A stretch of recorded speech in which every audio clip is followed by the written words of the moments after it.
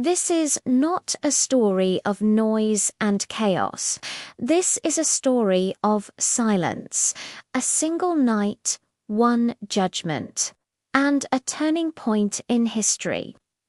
After 9 plagues, Pharaoh still refused to let the Israelites go. Now came the final plague, the most severe, the most personal, and the most unforgettable. This is Plague 10, the death of the firstborn, from Exodus chapter 12.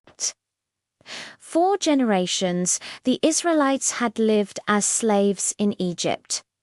God sent Moses to Pharaoh with a clear command: "Let my people go."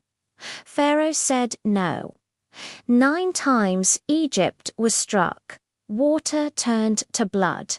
Frogs filled the land, gnats and flies, diseased livestock, painful boils, devastating hail, locusts, and darkness so thick it could be felt.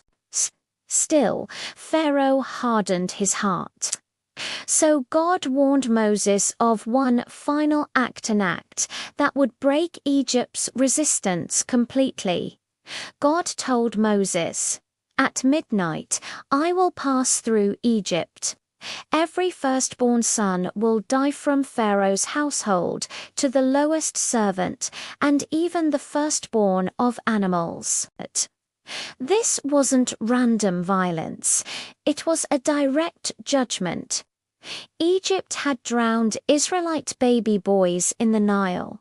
Now Egypt would feel the weight of loss themselves. But God also made one thing clear: Israel would be protected. They obeyed. God gave Israel specific instructions. Each family was to take a spotless lamb, slaughter it at twilight, and spread its blood on the doorposts and lintel of their homes. They were to roast the lamb and eat it quickly, with unleavened bread and with bitter herbs, fully dressed and ready to leave. God said, "When I see the blood, I will pass over you. No plague will touch your home." This was not magic. This was obedience. The blood was a sign not for God's knowledge, but for the people's faith. Then midnight came. Silence fell across Egypt, and suddenly screams from the palace of Pharaoh to the poorest hut. Death struck.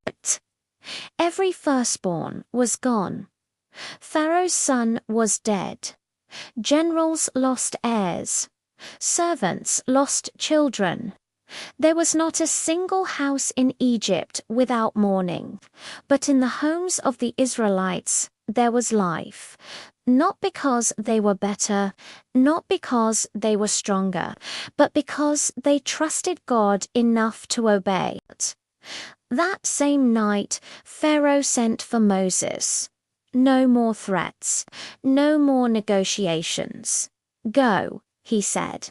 "Take your people and leave Egypt. Serve your God and bless me also." The strongest ruler on earth had finally been broken. Not by armies, not by rebellion, but by one night of divine judgment. God commanded Israel to remember this night forever. It became the Passover yearly reminder that God judges injustice. God protects those who trust Him, and freedom often comes at a cost. Every generation would retell this story so it would never be forgotten. This night marked the end of slavery and the beginning of a nation. The message of Exodus 12 is uncomfortable and intentional. God is patient, but patience has a limit. God gives warnings, but ignored warnings have consequences. And obedience, even when it seems strange, brings protection. The blood on the doorposts pointed to a future promised redemption through sacrifice. The night of the 10th plague changed history forever. Slaves became free, a tyrant was humbled, and God's power was revealed in a way Egypt would never forget. This was not just judgment, it was deliverance. This was Plague 10, the death of the firstborn. Thanks for watching. If you found this story powerful, please like, subscribe, and share it with others. We'll see you in the next video.